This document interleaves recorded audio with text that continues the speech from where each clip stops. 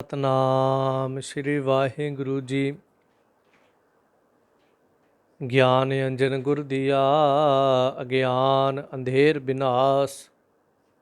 ਹਰ ਕਿਰਪਾ ਤੇ ਸੰਤ ਭੇਟਿਆ, ਨਾਨਕ ਮਨ ਪਰਗਾਸ। ਵਾਹਿਗੁਰੂ ਜੀ। ਜੁਗ ਗਰਦੀ ਜਬ ਹੋਵਹਿ, ਉਲਟੇ ਜੁਗ ਕਿਆ ਹੋਏ ਵਰਤਾਰਾ। ਉੱਠੇ ਗਿਲਾਨ ਜਗਤ ਵਿੱਚ, ਵਰਤੇ ਪਾਪ ਭ੍ਰਿਸ਼ਟ ਸੰਸਾਰਾ। ਵਰਨਾ ਵਰਨ ਨਾ ਭਾਵਨੀ, ਖਹਿ ਖਹਿ ਜਲਨ ਬਾਂਸ ਅੰਗਿਆਰਾ। ਨਿੰਦਿਆ ਚੱਲੇ ਵੇਦ ਕੀ, ਸਮਝਨ ਨਹਿ ਅਗਿਆਨ ਗੁਬਾਰਾ। ਵੇਦ ਗ੍ਰੰਥ ਗੁਰ ਹਟ ਹੈ, ਜਿਸ ਲਗ ਭਵਜਲ ਪਾਰ ਉਤਾਰਾ। ਸਤਿਗੁਰ ਬਾਝ ਨਾ ਬੁਝੀਐ, ਜਿਚਰ ਧਰੇ ਨਾ ਪ੍ਰਭ ਅਵਤਾਰਾ। ਗੁਰ ਪਰਮੇਸ਼ਰ ਏਕ ਹੈ, ਸੱਚਾ ਸਾਹੂ ਜਗਤ ਵਣਜਾਰਾ। ਚੜੇ ਸੂਰ ਮਿਟ ਜਾਏ ਅੰਧਾਰਾ। ਵਾਹਿਗੁਰੂ ਜੀ ਕਾ ਖਾਲਸਾ, ਵਾਹਿਗੁਰੂ ਜੀ ਕੀ ਫਤਿਹ। ਗਰੀਬ ਨਵਾਜ ਸ਼ਹਿਨਸ਼ਾਹ ਪਾਤਸ਼ਾਹ ਧੰਨ ਗੁਰੂ ਗ੍ਰੰਥ ਸਾਹਿਬ ਮਹਾਰਾਜ ਦੀਆਂ ਰਹਿਮਤਾਂ ਦੇ ਸਦਕਾ ਜੋ ਪਾਵਨ ਵਾਰਾਂ ਭਾਈ ਗੁਰਦਾਸ ਜੀ ਦੀਆਂ ਪਾਵਨ ਲੜੀਵਾਰ ਕਥਾ ਸਰਵਣ ਕਰ ਰਹੇ ਹਾਂ। ਸੋ ਅੱਜ 17ਵੀਂ ਪਾਵਨ ਪੌੜੀ ਪਹਿਲੀ ਵਾਰ ਦੀ ਇਸ ਪਾਵਨ ਪੌੜੀ ਅੰਦਰ ਭਾਈ ਸਾਹਿਬ ਜੀ ਜੋ ਯੁੱਗਾਂ ਦੀ ਬਾਬਤ ਸੰਸਾਰ ਦੇ ਅੰਦਰ ਜੋ ਪ੍ਰਚਲਿਤ ਖਿਆਲ ਨੇ ਤਿਨਾਂ ਦਾ ਵਰਣਨ ਕਰਦੇ ਨੇ। ਆਓ ਅੱਜ ਦੀ ਇਸ ਵਿਚਾਰ ਦੀ ਪ੍ਰਾਰੰਭਤਾ ਕਰਦਿਆਂ ਮਾਲਕ ਅੱਗੇ ਅਰਦਾਸ ਕਰੀਏ। ਹਜ਼ੂਰ ਪਾਤਸ਼ਾਹ ਆਪ ਰਹਿਮਤ ਦਾ ਹੱਥ ਸਿਰ ਤੇ ਰੱਖ ਕੇ ਇਸ ਮਹਾਨ ਕਾਰਜ ਵਿੱਚ ਸਹਾਈ ਹੋ ਕੇ ਮਤ ਬੁੱਧੀ ਬਖਸ਼ਿਓ। ਆਪ ਕਿਰਪਾ ਕਰਿਓ, ਇਸ ਪਾਵਨ ਵਾਰਾਂ ਇਸ ਪਾਵਨ ਰਚਨਾ ਦੀ ਵਿਚਾਰ ਦੀ ਸੋਝੀ ਦਿਓ। ਜਿਤਨੇ ਸਰਵਣ ਕਰ ਰਹੇ ਹੋ ਆਓ ਪਿਆਰ ਸਹਿਤ ਅਸੀਸ ਦਿੰਦਿਆਂ ਆਖਣਾ ਕਰੋ ਜੀ ਸਤਨਾਮ ਸ਼੍ਰੀ ਵਾਹਿਗੁਰੂ ਸਾਹਿਬ ਜੀ। ਜੁਗ ਗਰਦੀ ਜਬ ਹੋਵਹਿ, ਉਲਟੇ ਜੁਗ ਕਿਆ ਹੋਏ ਵਰਤਾਰਾ। ਭਾਵ ਜਦੋਂ ਜੁਗ ਗਰਦੀ, ਯੁੱਗਾਂ ਦੀ ਜਦੋਂ ਬਦਲੀ ਹੁੰਦੀ ਹੈ। ਹਾਲਾਂਕਿ ਯੁੱਗਾਂ ਦੀ ਬਦਲੀ ਕੋਈ ਇਸ ਪ੍ਰਕਾਰ ਦੀ ਨਹੀਂ ਹੈ ਜਿਵੇਂ ਆਪਾਂ ਅੱਜ ਦੇ ਹਿਸਾਬ ਨਾਲ ਕਹਿੰਦੇ ਹਾਂ ਕਿ ਰਾਤ ਦੇ 12 ਵੱਜ ਗਏ, ਦਿਨ ਬਦਲ ਗਿਆ ਜੀ। ਇਸ ਤਰ੍ਹਾਂ ਦਾ ਕੋਈ ਨਿਰਧਾਰਤ ਸਮਾਂ ਨਹੀਂ ਸੀ ਅਤੇ ਨਾ ਹੀ ਹੈ ਕਿ ਫਲਾਣੀ ਤਰੀਕ ਨੂੰ ਇੰਨੇ ਵੱਜ ਕੇ ਯੁੱਗ ਜਿਹੜਾ ਉਹ ਬਦਲ ਜਾਏਗਾ। ਜਿਵੇਂ ਆਪਾਂ ਮਹੀਨਾ ਬਦਲ ਦਿੰਦੇ ਹਾਂ ਕਿ ਅੱਜ ਭਾਈ ਫਲਾਣੇ ਮਹੀਨੇ ਦੀ 31 ਤਰੀਕ ਹੈ ਜਾਂ 30 ਤਰੀਕ ਹੈ, 12:01 'ਤੇ ਆਪਾਂ ਕਹਿੰਦੇ ਮਹੀਨਾ ਬਦਲ ਗਿਆ ਜੀ, ਡੇਟ ਬਦਲ ਗਈ ਹੈ, ਦਿਨ ਬਦਲ ਗਿਆ ਹੈ। ਪਰ ਸੰਸਾਰ ਦੇ ਅੰਦਰ ਇਹ ਦਿਨਾਂ ਦੀਆਂ ਤਾਰੀਖਾਂ ਮਹੂਰਤ ਦੁਨੀਆ ਨੇ ਕੱਢ ਦਿੱਤੇ, ਪਰ ਯੁੱਗਾਂ ਦੀ ਬਾਬਤ ਐਸੀ ਕੋਈ ਤਾਰੀਖ, ਕੋਈ ਥਿੱਤ, ਕੋਈ ਵਾਰ, ਕੋਈ ਮਹੀਨਾ ਨਹੀਂ ਜਦੋਂ ਇਹ ਕਿਹਾ ਜਾ ਸਕੇ ਕਿ ਫਲਾਣੀ ਤਰੀਕ ਨੂੰ ਫਲਾਣਾ ਯੁੱਗ ਜਿਹੜਾ ਸੀ ਇੰਨੇ ਵਜੇ ਉਹ ਬਦਲ ਗਿਆ, ਜਾਂ ਆਉਣ ਵਾਲੇ ਸਮੇਂ 'ਚ ਕਲਯੁੱਗ ਜਿਹੜਾ ਹੈ ਇੰਨੇ ਵੱਜ ਕੇ ਇੰਨੇ ਮਿੰਟ 'ਤੇ ਬਦਲ ਜਾਏਗਾ। ਯੁੱਗਾਂ ਦਾ ਬਦਲਣਾ ਕੀ ਸੀ ਕਿ ਮਨੁੱਖਾਂ ਦੇ ਅੰਦਰ ਸੱਤ ਦੀ ਥਾਂ ਦੇ ਉੱਤੇ ਅਸੱਤ ਨੇ ਜਨਮ ਲੈ ਲਿਆ। ਸਬਰ ਸੰਤੋਖ ਦੀ ਥਾਂ ਦੇ ਉੱਤੇ ਮਨੁੱਖਾਂ ਦੇ ਅੰਦਰ ਵਾਸ਼ਨਾ ਪ੍ਰਧਾਨ ਹੋ ਗਈ। ਦਇਆ ਦੀ ਥਾਂ 'ਤੇ ਕੁਦਇਆ ਜਿਹੜੀ ਸੀ ਉਹ ਮਨੁੱਖਾਂ ਅੰਦਰ ਪ੍ਰਧਾਨ ਹੋ ਗਈ। ਇੰਝ ਕਹਿ ਦਈਏ ਸ਼ਾਂਤੀ ਖਤਮ ਹੋ ਗਈ, ਅਸ਼ਾਂਤੀ ਦਾ ਵਰਤਾਰਾ ਅੰਦਰ ਵੱਧ ਗਿਆ। ਇੰਝ ਕਹਿ ਦਈਏ ਕਿ ਮਨੁੱਖ ਦਾ ਜੀਵਨ ਜਿਹੜਾ ਹੈ ਉਹ ਧਰਮ ਤੋਂ ਹੀਣਾ ਹੋ ਗਿਆ ਅਤੇ ਅਧਰਮ ਜਿਹੜਾ ਸੀ ਉਹ ਜ਼ਿੰਦਗੀ 'ਚ ਵੱਧ ਗਿਆ। ਪੁੰਨ ਜਿਹੜਾ ਸੰਸਾਰ ਤੋਂ ਘਟ ਗਿਆ ਅਤੇ ਪਾਪ ਜਿਹੜਾ ਸੰਸਾਰ 'ਤੇ ਵੱਧ ਜਾਣਾ। ਸੋ ਇਸ ਤਰ੍ਹਾਂ ਜਦੋਂ ਇਹ ਸਾਰੇ ਹਾਲਾਤ ਬਦਲ ਜਾਂਦੇ ਨੇ ਤਾਂ ਉਹਨੂੰ ਕਿਹਾ ਜਾਂਦਾ ਹੈ ਇਹ ਹੁਣ ਯੁੱਗ ਬਦਲ ਗਿਆ। ਤਾਂ ਹੀ ਗੁਰੂ ਨਾਨਕ ਪਾਤਸ਼ਾਹ ਜੀ ਨੇ ਸ਼ਬਦ ਕਿਹਾ ਸੀ, ਸੋਈ ਚੰਦ ਚੜ੍ਹੈ ਸੇ ਤਾਰੇ, ਸੋਈ ਦਿਨਯਰ ਤਪਤ ਰਹੈ, ਸਾ ਧਰਤੀ ਸੋ ਪਾਉਣ ਝੁਲਾਰੈ। ਕਿ ਆ ਸਾਰਾ ਕੁਛ ਜਿਹੜਾ ਹੈ ਉਹੀ ਚੰਦ ਤਾਂ ਚੜ੍ਹਦਾ ਪਿਆ ਹੈ, ਉਹੀ ਤਾਰੇ ਚੜ੍ਹਦੇ ਪਏ ਨੇ, ਉਹੀ ਧਰਤੀਆਂ ਹਨ, ਉਹੀ ਪੌਣ ਜਿਹੜੀ ਹੈ ਉਹ ਝੁੱਲਦੀ ਪਈ ਹੈ, ਸਾਰਾ ਕੁਛ ਸੇਮ ਹੈ, ਉਹੀ ਚੀਜ਼ਾਂ ਹਨ। ਸੋ ਇਸੇ ਤਰ੍ਹਾਂ ਜਦੋਂ ਇੱਥੇ ਭਾਈ ਗੁਰਦਾਸ ਜੀ ਅੱਜ ਜ਼ਿਕਰ ਕਰਦੇ ਜੁਗ ਗਰਦੀ ਜਬ ਹੋਵੇ, ਭਾਵ ਕਿ ਜਦੋਂ ਯੁੱਗਾਂ ਦੀ ਬਦਲੀ ਹੁੰਦੀ ਹੈ, ਮਨੁੱਖਾਂ ਦੇ ਖਿਆਲ ਬਦਲ ਜਾਂਦੇ ਨੇ, ਮਨੁੱਖਾਂ ਦਾ ਜੀਵਨ ਬਦਲਦਾ ਹੈ, ਰਹਿਣ ਸਹਿਣ ਬਦਲ ਜਾਂਦਾ ਹੈ, ਆਚਰਣ ਬਦਲ ਜਾਂਦਾ ਹੈ, ਮਨੁੱਖਾਂ ਦੀ ਭਾਸ਼ਾ ਬਦਲ ਜਾਂਦੀ ਹੈ, ਇੱਕ ਦੂਜੇ ਪ੍ਰਤੀ ਪਿਆਰ ਮੁਹੱਬਤ ਜਿਹੜਾ ਹੈ ਉਹ ਬਦਲ ਜਾਂਦਾ ਹੈ।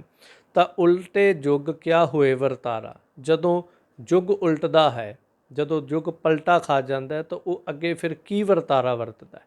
ਭਾਵ ਪਿਛਲੇ ਯੁੱਗ ਜਿਹੜੇ ਸਾਨੂੰ ਬਦਲੇ, ਹੁਣ ਕਲਯੁੱਗ ਦਾ ਸਮਾਂ ਜੋ ਕਿਹਾ ਜਾਂਦਾ ਹੈ, ਇਹਦੇ ਵਿੱਚ ਹੁਣ ਕੀ ਵਰਤਾਰਾ ਜਿਹੜਾ ਹੈ ਇਸ ਸ੍ਰਿਸ਼ਟੀ ਦੇ ਅੰਦਰ ਵਰਤਦਾ ਹੈ। ਜਾਂ ਜਦੋਂ ਪਿਛਲੇ ਯੁੱਗਾਂ ਤੋਂ ਬਦਲ ਕੇ ਇਹ ਯੁੱਗ ਆਇਆ ਤਾਂ ਉਸ ਵਕਤ ਕੀ ਚੇਂਜਸ ਜਿਹੜੇ ਸਨ, ਕੀ ਬਦਲਾਵ ਜਿਹੜੇ ਸਨ ਇਸ ਧਰਤੀ 'ਤੇ ਹੋਏ। ਤਾਂ ਜ਼ਿਕਰ ਕਰਦੇ ਨੇ, ਉੱਠੇ ਗਿਲਾਨ ਜਗਤ ਵਿੱਚ ਵਰਤੇ ਪਾਪ ਭ੍ਰਿਸ਼ਟ ਸੰਸਾਰਾ। ਜਗਤ ਦੇ ਵਿੱਚ ਗਿਲਾਨੀ ਜਿਹੜੀ ਹੈ ਉਹ ਮਨੁੱਖਾਂ ਦੇ ਅੰਦਰ ਵਰਤ ਗਈ ਹੈ। ਗਿਲਾਨੀ ਇੰਨੀ ਜ਼ਿਆਦਾ ਹੋ ਗਈ ਮਨੁੱਖਾਂ ਦੇ ਅੰਦਰ ਕਿ ਸਾਰੇ ਪਾਸੇ ਜਿਹੜਾ ਸੀ ਉਹ ਵੈਰ ਭਾਵ ਜਿਹੜਾ ਉਹ ਵੱਧ ਗਿਆ। ਜਿਵੇਂ ਆਪਾਂ ਇੱਕ ਦੂਜੇ ਤੋਂ ਗਿਲਾਨੀ ਕਰਦੇ ਹਾਂ, ਗਿਲਾਨੀ ਦਾ ਅਰਥ ਵੈਰ ਵੀ ਹੁੰਦਾ ਹੈ। ਦੂਸਰਾ ਗਿਲਾਨੀ ਦਾ ਅਰਥ ਇਸ ਤਰ੍ਹਾਂ ਜਿਵੇਂ ਆਪਾਂ ਕਿਸੇ ਚੀਜ਼ ਨੂੰ ਦੇਖ ਕੇ, ਕੋਈ ਮਾੜੀ ਥਾਂ ਹੋਵੇ, ਕਿਤੇ ਗੰਦਗੀ ਪਈ ਹੋਵੇ, ਕਿਤੋਂ ਗੰਦੀ ਸਮੈਲ ਆਉਂਦੀ ਹੋਵੇ ਤੇ ਆਪਾਂ ਥੋੜ੍ਹੀ ਜਿਹੀ ਗਿਲਾਨੀ ਜੀ ਕਰਦੇ ਹਾਂ। ਭਾਵ ਆਪਣੇ ਅੰਦਰ ਇੱਕ ਨਫ਼ਰਤ ਜੀ ਸਾਡੇ ਅੰਦਰ ਪੈਦਾ ਹੁੰਦੀ ਉਸ ਚੀਜ਼ ਦੇ ਪ੍ਰਤੀ। ਸੋ ਇਸੇ ਤਰ੍ਹਾਂ ਕਈ ਵਾਰ ਮਨੁੱਖ ਨੂੰ ਉਹਦੇ ਔਗਣ ਦੇਖ ਕੇ ਜਾਂ ਤਾਂ ਉਹਦੇ ਨਾਲ ਨਫ਼ਰਤ ਹੁੰਦੀ, ਜਾਂ ਕਿਸੇ ਦਾ ਗੁਣ ਦੇਖ ਕੇ ਉਹਦੇ ਨਾਲ ਨਫ਼ਰਤ ਹੁੰਦੀ ਹੈ। ਇਹ ਮਨੁੱਖੀ ਮਨ ਦਾ ਸੁਭਾਅ ਹੈ। ਜੇ ਤਾਂ ਕੋਈ ਸਾਡੇ ਤੋਂ ਬਹੁਤ ਅੱਗੇ ਹੈ ਤਾਂ ਕਈ ਦਫਾ ਇਹ ਭੈੜਾ ਮਨ ਉਹਦੇ ਨਾਲ ਨਫ਼ਰਤ ਕਰਦਾ, ਗਿਲਾਨੀ ਕਰਦਾ। ਕੋਈ ਬਹੁਤ ਜ਼ਿਆਦਾ ਨੀਵੇਂ ਪੱਧਰ ਦਾ ਹੋਵੇ, ਕਈ ਦਫਾ ਮਨੁੱਖ ਉਹਦੇ ਨਾਲ ਗਿਲਾਨੀ ਕਰਦਾ। ਸੋ ਇਸ ਤਰ੍ਹਾਂ ਕਲਯੁੱਗ ਜਦੋਂ ਚੱਲਿਆ ਤਾਂ ਭਾਈ ਸਾਹਿਬ ਜੀ ਕਹਿੰਦੇ ਨੇ, ਵਰਤੇ ਪਾਪ ਭ੍ਰਿਸ਼ਟ ਸੰਸਾਰਾ, ਉੱਠੇ ਗਿਲਾਨ ਜਗਤ ਵਿੱਚ। ਸਾਰੇ ਜਗਤ ਦੇ ਵਿੱਚ ਗਿਲਾਨੀ ਵੈਰ ਭਾਵ ਜਿਹੜਾ ਉਹ ਵੱਧ ਜਾਂਦਾ ਹੈ ਅਤੇ ਸਾਰੇ ਪਾਸੇ ਪਾਪ ਜਿਹੜਾ ਸੰਸਾਰ 'ਤੇ ਉਹ ਵੱਧ ਗਿਆ। ਭਾਵ ਲੋਕ ਜਿਹੜੇ ਨੇ ਭ੍ਰਿਸ਼ਟਾਚਾਰੀ ਹੋ ਗਏ। ਜਿਵੇਂ ਅੱਜ ਬਹੁਤ ਇਹ ਸ਼ਬਦ ਵਰਤਿਆ ਜਾਂਦਾ, ਲੋਕ ਭ੍ਰਿਸ਼ਟ ਨੇ, ਭ੍ਰਿਸ਼ਟਾਚਾਰ ਨੂੰ ਨੱਥ ਪਾਉਣੀ ਚਾਹੀਦੀ ਹੈ, ਭ੍ਰਿਸ਼ਟਾਚਾਰ ਜਿਹੜਾ ਉਹਨੂੰ ਰੋਕਣਾ ਚਾਹੀਦਾ। ਨਹੀਂ ਤਾਂ ਜਦੋਂ ਪਿਛਲੇ ਯੁੱਗਾਂ ਦੇ ਬਾਬਤ ਗੱਲ ਕਰੀਏ ਤਾਂ ਮੈਂ ਸਮਝਦਾ ਕਿ ਭ੍ਰਿਸ਼ਟਾਚਾਰ ਸ਼ਬਦ ਸ਼ਾਇਦ ਕਦੀ ਮੁੱਦਤਾਂ ਬਾਅਦ, ਸਦੀਆਂ ਬਾਅਦ ਕਿਸੇ ਦੇ ਕੰਨਾਂ ਵਿੱਚ ਸ਼ਬਦ ਪੈਂਦਾ ਹੋਵੇਗਾ ਕਿ ਭ੍ਰਿਸ਼ਟਾਚਾਰ ਇੱਕ ਸ਼ਬਦ ਹੈ। ਅੱਜ ਤਾਂ ਕਿਸੇ ਮਹਿਕਮੇ ਵਿੱਚ ਚਲੇ ਜੋ, ਦੁਨੀਆ ਦੇ ਕਿਸੇ ਕੋਨੇ 'ਤੇ ਚਲੇ ਜੋ, ਇੱਕ ਹੀ ਸ਼ਬਦ ਮਿਲਦਾ ਜੀ, ਭ੍ਰਿਸ਼ਟਾਚਾਰ ਬੜਾ ਵੱਧ ਗਿਆ, ਭ੍ਰਿਸ਼ਟਾਚਾਰ ਖਤਮ ਹੋਣਾ ਚਾਹੀਦਾ। ਜਿੱਥੇ ਕਿਤੇ ਧਰਨੇ ਵੇਖੋ, ਨਾਅਰੇ ਵੇਖੋ, ਭ੍ਰਿਸ਼ਟਾਚਾਰ ਦੇ ਖਿਲਾਫ ਲੱਗਦੇ ਨੇ। ਸੋ ਇਹ ਕਲਯੁੱਗ ਦਾ ਵਰਤਾਰਾ ਹੈ। ਤਾਂ ਭਾਈ ਸਾਹਿਬ ਕਹਿੰਦੇ ਨੇ ਸਾਰੇ ਪਾਸੇ ਪਾਪ ਜਿਹੜਾ ਉਹ ਵਰਤ ਗਿਆ ਅਤੇ ਸੰਸਾਰ ਜਿਹੜਾ ਉਹ ਭ੍ਰਿਸ਼ਟ ਹੋ ਗਿਆ। ਲੋਕੀ ਜੀਵਨ ਦੇ ਪੱਧਰ 'ਤੇ ਵੀ ਭ੍ਰਿਸ਼ਟ ਹੋ ਗਏ ਨੇ। ਭ੍ਰਿਸ਼ਟ ਦਾ ਅਰਥ ਜਿਵੇਂ ਕਹੀਏ ਪਿੱਟੇ ਜਾਣਾ। ਇੱਕ ਭ੍ਰਿਸ਼ਟਾਚਾਰ ਜੋ ਸੰਸਾਰ 'ਤੇ ਰਿਸ਼ਵਤਖੋਰੀ ਜਿਹਨੂੰ ਕਹਿ ਦਈਏ, ਇੱਕ ਭ੍ਰਿਸ਼ਟਾਚਾਰ ਆਪਣੇ ਆਪ ਵਿੱਚ ਪਿੱਟੇ ਜਾਣਾ, ਉਹਨੂੰ ਕਹਿੰਦੇ ਬੰਦਾ ਭ੍ਰਿਸ਼ਟ ਹੋ ਗਿਆ। ਇਹਦਾ ਆਚਾਰ ਜਿਹੜਾ ਸੀ, ਜੇ ਭ੍ਰਿਸ਼ਟ ਆਚਾਰ ਨੂੰ ਖੋਲ੍ਹ ਕੇ ਇਹਦੇ ਅਰਥ ਕਰੋ ਤਾਂ ਉਹਦਾ ਅਰਥ ਹੈ ਭ੍ਰਿਸ਼ਟ ਆਚਰਨ। ਜਿਹੜਾ ਮਨੁੱਖ ਦਾ ਜੀਵਨ ਹੈ ਉਹ ਭ੍ਰਿਸ਼ਟ ਹੋ ਗਿਆ। ਜਦੋਂ ਉਹ ਭ੍ਰਿਸ਼ਟ ਹੋਇਆ ਮਤਲਬ ਜੀਵਨ ਜਿਹੜਾ ਉਹ ਪਿੱਟਿਆ ਗਿਆ। ਅਤੇ ਪਿੱਟੇ ਜਾਣ ਦਾ ਮਤਲਬ ਕੀ ਹੈ? ਜਦੋਂ ਜੀਵਨ ਮਾੜੀ ਥਾਂ 'ਤੇ ਚਲਾ ਗਿਆ। ਜਿਹਨੂੰ ਹੋਰ ਵੀ ਥੋੜ੍ਹਾ ਜਿਹਾ ਵਿਸਥਾਰ 'ਚ ਇਹਦੀ ਵਿਆਖਿਆ ਕਰੀਏ ਤਾਂ ਜਿਸ ਤਰ੍ਹਾਂ ਪਿੱਟੇ ਜਾਣ ਨੂੰ ਹਿੰਦੂ ਮੱਤ ਦੇ ਅੰਦਰ ਜਦੋਂ ਮੰਨਦੇ ਸੀ ਕੋਈ ਚੀਜ਼ ਬੜੀ ਸਾਫ਼ ਸੁਥਰੀ ਤਾਂ ਉਹਨੂੰ ਉਹਨਾਂ ਦੇ ਅਨੁਸਾਰ ਨੀਵੀਂ ਜਾਤ ਵਾਲਾ, ਕਿਉਂਕਿ ਸਿੱਖੀ ਦੇ ਅੰਦਰ ਐਸੀ ਨੀਵੇਂ ਉੱਚੇ ਦੀ ਪ੍ਰਥਾ ਨਹੀਂ। ਜਦੋਂ ਕਹਿੰਦੇ ਸੀ ਨੀਵੀਂ ਜਾਤ ਵਾਲੇ ਨੇ ਹੱਥ ਲਾ ਦਿੱਤਾ, ਨੀਵੀਂ ਜਾਤ ਵਾਲੇ ਦਾ ਪਰਛਾਵਾਂ ਪੈ ਗਿਆ ਜਾਂ ਨੀਵੀਂ ਜਾਤ ਵਾਲੇ ਨਾਲ ਵਰਤਾਰਾ ਹੋ ਗਿਆ, ਇਹ ਚੀਜ਼ ਜਿਹੜੀ ਭ੍ਰਿਸ਼ਟ ਹੋ ਗਈ, ਉਹਦੀ ਨਿਗਾਹ ਪੈ ਗਈ ਹੈ। ਤਾਂ ਹੁਣ ਜਦੋਂ ਨੀਵੇਂ ਕੰਮ ਜ਼ਿੰਦਗੀ 'ਚ ਕਰ ਲਏ, ਭਾਵ ਕਰਨਾ ਤਾਂ ਇਹ ਸੀ ਕਿ ਦੇਖ ਪਰਾਈਆਂ ਚੰਗੀਆਂ ਮਾਵਾਂ ਭੈਣਾਂ ਧੀਆਂ ਜਾਣੈ, ਪਰ ਜਦੋਂ ਇਹਦੇ ਉਲਟ ਕੀਤਾ, ਨੀਵੇਂ ਕੰਮ ਕਰਨੇ ਸ਼ੁਰੂ ਕਰ ਦਿੱਤੇ। ਜਦੋਂ ਨੀਵੇਂ ਕੰਮ ਕਰਨੇ ਸ਼ੁਰੂ ਕਰ ਦਿੱਤੇ ਤਾਂ ਆਚਰਣ ਜਿਹੜਾ ਸੀ ਉਹ ਪਿੱਟਿਆ ਗਿਆ। ਜਦੋਂ ਪਿੱਟਿਆ ਗਿਆ ਭਾਵ ਨੀਵੇਂ ਮਨੁੱਖ ਦੀ ਸੰਗਤ ਕਰਕੇ, ਜਿਵੇਂ ਉਹ ਕਹਿੰਦਾ ਮੈਂ ਉੱਚਾ ਸੀ ਮੈਂ ਭ੍ਰਿਸ਼ਟ ਹੋ ਗਿਆ। ਮਨੁੱਖਾ ਜੀਵਨ ਜਾਂ ਜੀਵਨ ਦੇ ਚੰਗੇ ਗੁਣ, ਸਤ ਸੰਤੋਖ, ਦਇਆ, ਧਰਮ, ਧਿਆਨ, ਉੱਚੇ ਗੁਣ ਜਿਹੜੇ ਨੇ ਇਹ ਬੜੇ ਭਲੇ ਨੇ, ਪਰ ਜਦੋਂ ਮਾੜੇ ਗੁਣਾਂ ਦੀ ਔਗਣਾਂ ਦੀ ਸੰਗਤ ਕਰਦੇ ਨੇ ਉਦੋਂ ਇਹ ਪਿੱਟੇ ਜਾਂਦੇ ਨੇ। ਜਦੋਂ ਪਿੱਟੇ ਜਾਂਦੇ ਨੇ, ਆਚਰਣ ਸਾਡਾ ਪਿੱਟਿਆ ਗਿਆ ਅਤੇ ਸੁਭਾਵਿਕ ਹੈ ਆਪਾਂ ਵੀ ਪਿੱਟੇ ਜਾਵਾਂਗੇ। ਹੋਰ ਵੀ ਜੇ ਗੱਲ ਕਰੋ ਤਾਂ ਜਦੋਂ ਕਈ ਦਫਾ ਕੋਈ ਮਨੁੱਖ ਉਹਦੇ ਕੱਪੜਿਆਂ ਤੇ ਮਾੜਾ ਦਾਗ ਪੈ ਜਾਵੇ, ਕੋਈ ਗੰਦੀ ਚੀਜ਼, ਕੋਈ ਮਾੜੀ ਚੀਜ਼ ਦਾ, ਤੇ ਉਹ ਸੁਭਾਵਕ ਜਿਹੜੇ ਕਰਮਕਾਂਡੀ ਲੋਕ ਹੁੰਦੇ ਉਹ ਇਹ ਨਹੀਂ ਕਹਿੰਦੇ ਵੀ ਅਸੀਂ ਕੱਪੜੇ ਲਾ ਕੇ ਬਦਲ ਦਿੱਤੇ ਨੇ, ਉਹ ਕਹਿੰਦੇ ਨਹੀਂ ਹੁਣ ਮੈਨੂੰ ਇਸ਼ਨਾਨ ਕਰਨਾ ਪਏਗਾ। ਜਦੋਂ ਕੱਪੜੇ ਦੇ ਉੱਤੇ ਦਾਗ ਲੱਗਾ ਹੈ ਤੇ ਸੁਭਾਵਕ ਆਮ ਹਰ ਬੰਦਾ ਜਿਹੜਾ ਹੈ, ਜੋ ਮੈਂ ਥੋੜ੍ਹੀ ਜਿਹੀ ਵਿਆਖਿਆ ਉਸ ਧਰਮ 'ਚੋਂ ਕਰਦਾ, ਭਾਵ ਜਦੋਂ ਉੱਧਰ ਕਰਮਕਾਂਡ ਮੰਨੇ ਜਾਂਦੇ ਤੇ ਜੋ ਉਹਨਾਂ ਦੇ ਕੱਪੜੇ ਨੂੰ, ਜਿਹਨੂੰ ਬਾਣੀ ਦੇ ਅੰਦਰ ਜਦੋਂ ਭਗਤਾਂ ਦੇ ਬਚਨ ਪੜ੍ਹਦੇ ਹਾਂ ਤੇ ਬਚਨ ਆਉਂਦਾ ਹੈ, ਜੇ ਰਤ ਲੱਗਾ ਕੱਪੜੇ ਜਾਮਾ ਹੋਏ ਪਲੀਤ, ਜੋ ਰਤ ਪੀਵਹਿ ਮਾਨਸਾ ਤਿਨ ਕਿਉਂ ਨਿਰਮਲ ਚੀਤ। ਇੱਕ ਉਦਾਹਰਨ ਦੇ ਤੌਰ ਤੇ ਕਹਿਣ ਲੱਗਾ, ਕੱਪੜੇ ਦੇ ਉੱਤੇ ਖੂਨ ਦਾ ਦਾਗ ਲੱਗ ਜੇ ਤਾਂ ਬੰਦਾ ਇਹ ਨਹੀਂ ਕਹਿੰਦਾ ਮੈਂ ਕੱਪੜੇ ਬਦਲਦਾ, ਉਸੇ ਵੇਲੇ ਉਹ ਕਰਮਕਾਂਡੀ ਕਹਿੰਦਾ ਮੈਨੂੰ ਹੁਣ ਨਹਾਉਣਾ ਪਏਗਾ, ਮੈਨੂੰ ਇਸ਼ਨਾਨ ਕਰਨਾ ਪਏਗਾ, ਉੱਤੇ ਮਾੜੀਆਂ ਛਿੱਟਾਂ ਪੈ ਜਾਣ ਕਿਤੇ, ਉਹ ਕਹਿੰਦਾ ਮੈਨੂੰ ਹੁਣ ਇਸ਼ਨਾਨ ਕਰਨਾ ਪਏਗਾ। ਸੋ ਜਿਵੇਂ ਕੱਪੜੇ ਨੂੰ ਲੱਗਾ ਦਾਗ ਤਨ ਨੂੰ ਨਹੀਂ ਲੱਗਾ, ਪਰ ਤਨ ਨੂੰ ਫਿਰ ਵੀ ਉਹ ਕਹਿੰਦੇ ਵੀ ਭ੍ਰਿਸ਼ਟ ਹੋ ਗਿਆ। ਇਸੇ ਤਰ੍ਹਾਂ ਜਦੋਂ ਜੀਵਨ ਵਿੱਚ ਚੰਗੇ ਗੁਣਾਂ ਦੇ ਉੱਤੇ ਮਾੜੇ ਗੁਣਾਂ ਦਾ ਪ੍ਰਭਾਵ ਪੈ ਜਾਏ ਤੇ ਇਕੱਲੇ ਚੰਗੇ ਗੁਣ ਹੀ ਭ੍ਰਿਸ਼ਟ ਨਹੀਂ ਹੁੰਦੇ, ਸਾਡਾ ਜੀਵਨ ਜਿਹੜਾ ਉਹ ਵੀ ਪਿੱਟਿਆ ਜਾਂਦਾ ਹੈ। ਸੋ ਇਸ ਤਰ੍ਹਾਂ ਜਦੋਂ ਇਹਦੀ ਵਿਆਖਿਆ ਕਰਾਂਗੇ ਤਾਂ ਸਾਰਾ ਸੰਸਾਰ ਜਿਹੜਾ ਉਹ ਭ੍ਰਿਸ਼ਟ ਹੋ ਗਿਆ। ਕਿਉਂ? ਕਿਉਂਕਿ ਵਰਤੇ ਪਾਪ, ਸਾਰਿਆਂ ਦੇ ਅੰਦਰ ਪਾਪ ਜਿਹੜਾ ਉਹ ਵਰਤਣ ਲੱਗ ਪੈਂਦਾ ਹੈ। ਵਰਨਾ ਵਰਨ ਨਾ ਭਾਵਨੀ, ਖਹਿ ਖਹਿ ਜਲਨ ਬਾਂਸ ਅੰਗਿਆਰਾ। ਹੁਣ ਇੱਕ ਵਰਨ ਜਿਹੜਾ ਹੈ ਉਹਨੂੰ ਦੂਜਾ ਵਰਨ ਚੰਗਾ ਨਹੀਂ ਲੱਗਦਾ ਪਿਆ। ਜਦੋਂ ਯੁੱਗ ਬਦਲਿਆ, ਪਹਿਲੇ ਯੁੱਗਾਂ 'ਚ ਚਲੋ ਫਿਰ ਵੀ ਫਰਕ ਤੇ ਸੀਗਾ, ਉੱਚਾ ਨੀਵੇਂ ਨੂੰ ਨਹੀਂ ਸੀ ਪ੍ਰਵਾਨ ਕਰਦਾ, ਪਰ ਇੰਨਾ ਜ਼ਿਆਦਾ ਇੱਕ ਦੂਜੇ ਦੀ ਖਿੱਚਾਤੂ ਨਹੀਂ ਸੀਗੀ। ਕਲਯੁੱਗ ਦਾ ਪਸਾਰਾ ਪਸਰਿਆ ਤਾਂ ਇੱਕ ਵਰਨ ਨੂੰ ਦੂਜਾ ਵਰਨ ਚੰਗਾ ਹੀ ਨਹੀਂ ਲੱਗਦਾ ਪਿਆ, ਖਤਮ ਕਰ ਦਈਏ, ਮਾਰ ਦਈਏ, ਬਸ ਮਿਟਾ ਦਈਏ ਇਹਨਾਂ ਨੂੰ ਦੁਨੀਆ ਤੋਂ। ਆਹ ਕੁਛ ਹੈ।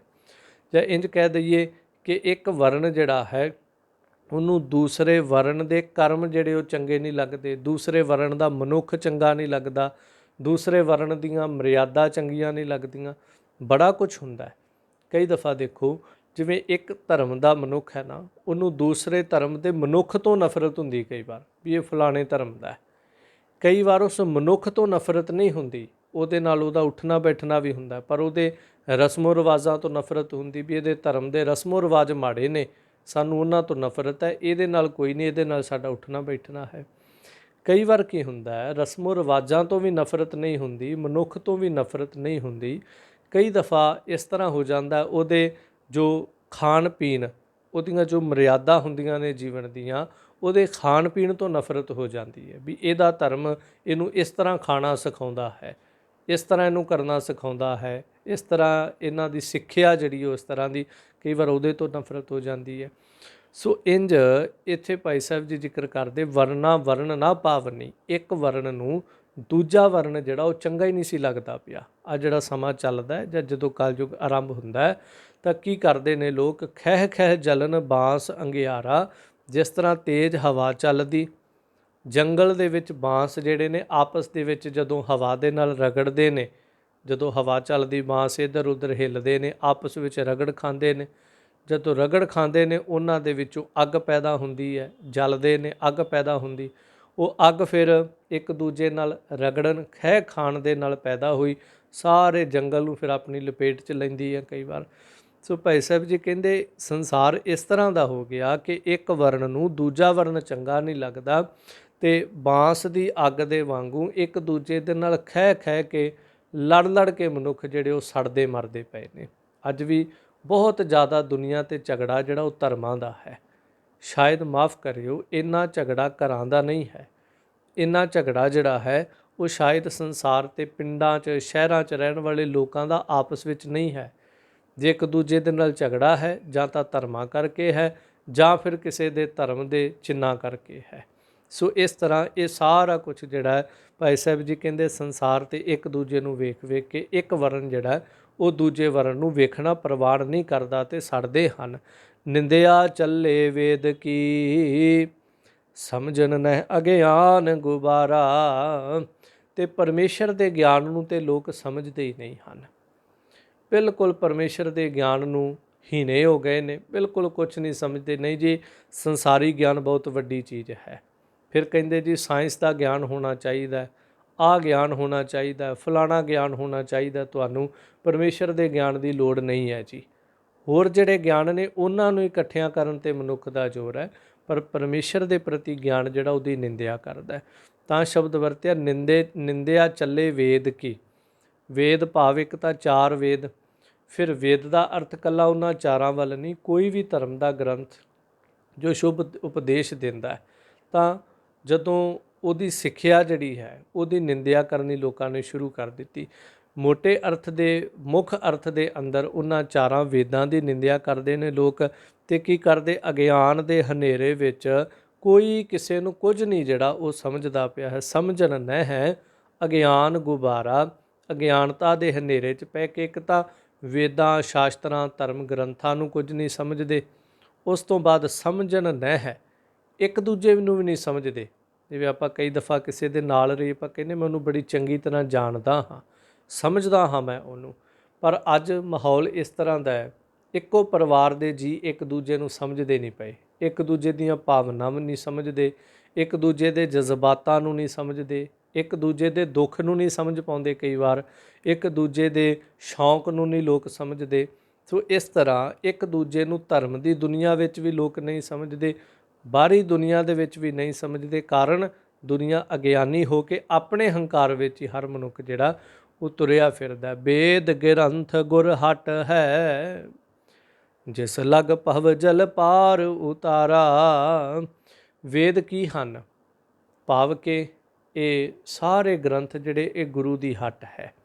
ਜੋ ਵੀ ਧਰਮ ਦੇ ਗ੍ਰੰਥ ਜਿਹੜੇ ਨੇ ਸੰਸਾਰ ਦੇ ਧਰਮਾਂ ਦੇ ਉੱਤੇ ਵਰਣਨ ਕੀਤੇ ਗਏ, ਉਹ ਗੁਰੂ ਦੀ ਹੱਟ ਹੈ। ਜਿਸ ਤਰ੍ਹਾਂ ਹੱਟ ਤੋਂ ਸਾਰਾ ਕੁਝ ਮਿਲਦਾ ਹੈ, ਇਸ ਤਰ੍ਹਾਂ ਗੁਰੂ ਨਾਨਕ ਦੀ ਹੱਟ ਹੈ, ਭਾਵ ਗੁਰੂ ਗ੍ਰੰਥ ਸਾਹਿਬ ਮਹਾਰਾਜ ਦੀ ਹੱਟ ਤੇ ਭਾਵੇਂ ਤੁਸੀਂ ਵੇਦਾਂ ਦਾ ਗਿਆਨ ਪ੍ਰਾਪਤ ਕਰ ਲਓ, ਭਾਵੇਂ ਤੁਸੀਂ ਸ਼ਾਸਤਰਾਂ ਦਾ ਗਿਆਨ ਪ੍ਰਾਪਤ ਕਰ ਲਓ, ਜਿਵੇਂ ਇੱਕ ਹੱਟ ਤੋਂ ਸਾਰਾ ਕੁਝ ਮਿਲਦਾ। ਕੁਰਬਾਨ ਜਾਈਏ ਸਤਿਗੁਰਾਂ ਦੇ, ਜਿਨ੍ਹਾਂ ਨੇ ਸਿੱਖ ਨੂੰ ਇੱਕ ਥਾਂ ਤੇ ਸਾਰਾ ਕੁਝ ਦੇ ਦਿੱਤਾ। ਜੇ ਤੁਸੀਂ ਕਿਸੇ ਵੀ ਧਰਮ ਦਾ ਗਿਆਨ ਪ੍ਰਾਪਤ ਕਰਨਾ ਹੈ, ਗੁਰੂ ਗ੍ਰੰਥ ਸਾਹਿਬ ਮਹਾਰਾਜ ਦੇ ਹਰ ਧਰਮ ਦੀ ਵਿਆਖਿਆ ਕੀਤੀ ਗਈ। ਕੌਣ ਕਿਸ ਤਰ੍ਹਾਂ ਸੰਸਾਰ 'ਤੇ ਰਹਿੰਦਾ ਸੀ, ਕਿੰਨੇ ਕੀ ਸੰਸਾਰ ਦੇ ਉੱਤੇ ਆ ਕੇ ਕੀਤਾ, ਵੇਦਾਂ ਸ਼ਾਸਤਰਾਂ ਨੇ ਕੀ ਉਪਦੇਸ਼ ਦਿੱਤਾ ਸੰਸਾਰ ਨੂੰ, ਸਿਮਰਤੀਆਂ ਪੁਰਾਣਾਂ ਨੇ ਕੀ ਸੰਸਾਰ ਨੂੰ ਸੇਧ ਦਿੱਤੀ, ਕਿੰਨੇ ਕੀ ਚੰਗਾ ਕੀਤਾ, ਕਿੰਨੇ ਕੀ ਮੰਦਾ ਕੀਤਾ। ਸੋ ਸਾਰੇ ਧਰਮਾਂ ਦੀ ਜਾਣਕਾਰੀ ਜਿਹੜੀ ਸਤਿਗੁਰੂ ਸਾਨੂੰ ਇੱਕੋ ਹੱਟ ਤੋਂ ਦੇ ਦਿੰਦੇ ਨੇ।